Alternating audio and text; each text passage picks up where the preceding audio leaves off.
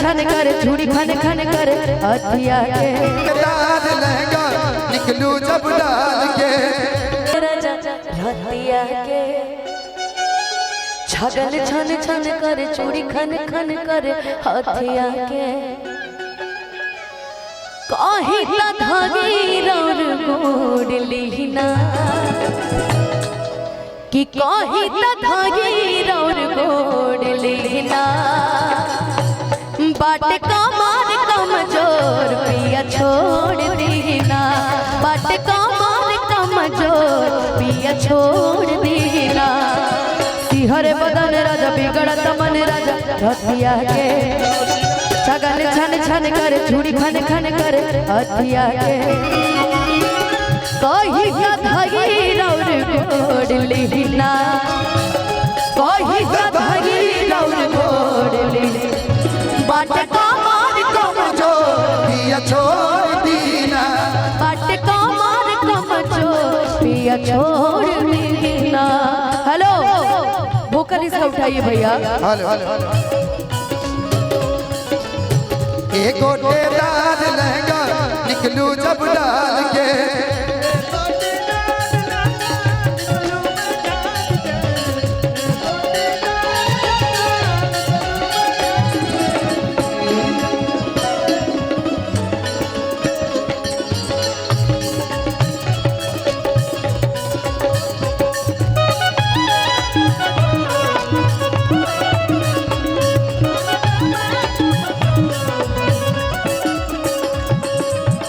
नया भैले गबना पाके लबना नया नया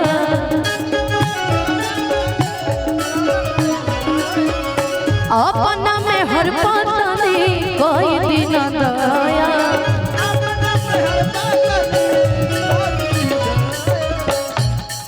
कि सच कही हमर पीड़ा पिया बढ़ल जाता जी जिद खाने रौर जे दूज जड़ल जाता जी ऐसे हचकाई के हिलोर दीना ऐसे हचकाई के हिलोर दीना बाट कमार कमजोर पिया छोड़ दीना बाट कमार कमजोर पिया छोड़ दीना।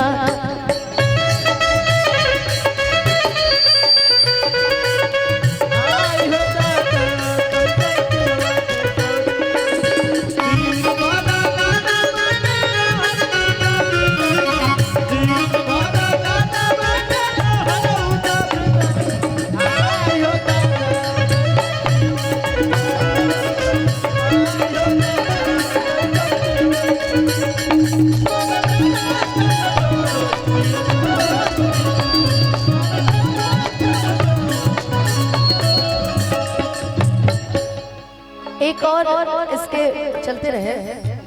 एक और गाना अगर गाया जा सकता है इसमें दहिया से दहिया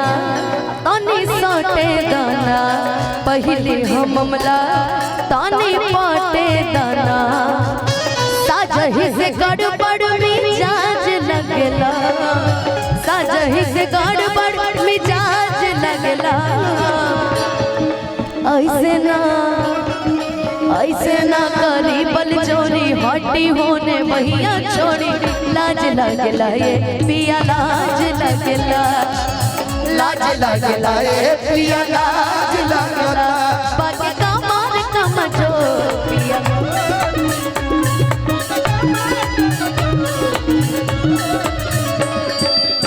लाल लाल करी दिहनी गोर मोर बदन के प्रिंस पिरिया सुवादा भइल पवन के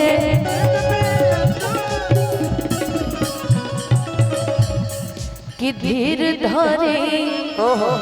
काल फिर गोलू भेंट होइए पिया धीर धरे भेंट होइए पिया लभले सन डिप्रेशन में न धोइए पिया नासा में नाजुक दहिया फोड़ दीना नासा में नाजुक कमजोर दीना बाट कमर कमजोर पिया छोड़ दीना बाट कमर कमजोर पिया छोड़ दीना बाट कमर कमजोर।